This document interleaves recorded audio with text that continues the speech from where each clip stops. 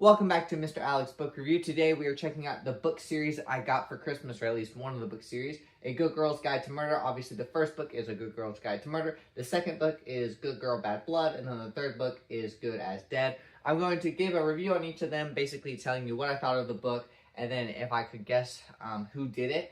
And so obviously we're going to start off with the first book, A Good Girl's Guide to Murder. Now this book right here, the whole series actually started is my mom, my dad, and I, we're trying to decide what to watch, and I was like, oh, I've heard good things about A Good Girl's Guide to Murder on Netflix, so we ended up watching it, and my mom had read some of the book, not all of it, and she was like, this is not how it is, this is not how it is, the book is so much better. And I had already been wanting to read the reappearance of Rachel Prince, so I was like, I'll pick it up, and we haven't finished the Netflix series yet. And so with this book, obviously, I was about halfway through with the Netflix series by the time I had started this book.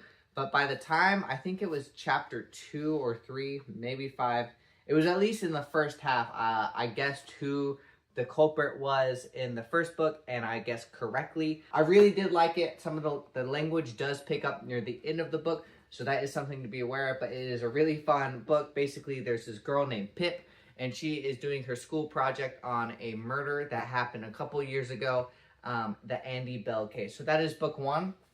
Moving on to book 2, I actually read most of this book when I was babysitting at a friend's house, and this book I did not guess the culprit correctly. I guessed it, but it was like the chapter before the big reveal, and like by that point, all the facts are laid out for you.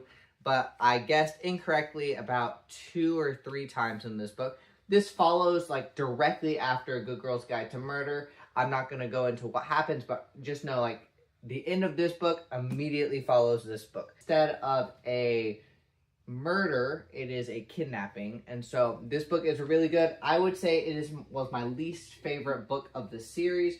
This one, I just really liked it. And then this one is book 3, As Good as Dead. I read this one pretty much everywhere you could think of, in my bed, in the snow,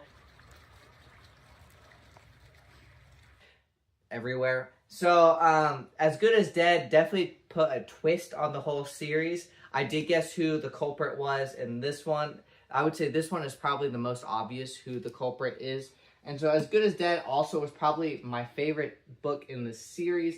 The first book, obviously, it's just the first book, so it's getting you ready for the series. But this one, it just had a whole twist. Like, the first half is what you typically expect, but the second half, oh my goodness. Like, I would say reading the series would be worth the second half of this book. I forgot to mention that in Good Girl, Bad Blood, the second book, the language is more than the first book, though the language in this book really starts off in the beginning. You don't have a lot of language in the middle part, and then at the very end it picks up again. For the language in As Good as Dead, the language is pretty much there all throughout. This definitely has the worst language in the whole series, just the most constant. I would say the book cover of this one is the best. It actually feels like duct tape. I don't know how they did that, but it's just a pop-up versus this one is just a print, and then this one's obviously paperback, but I assume it's also just a print.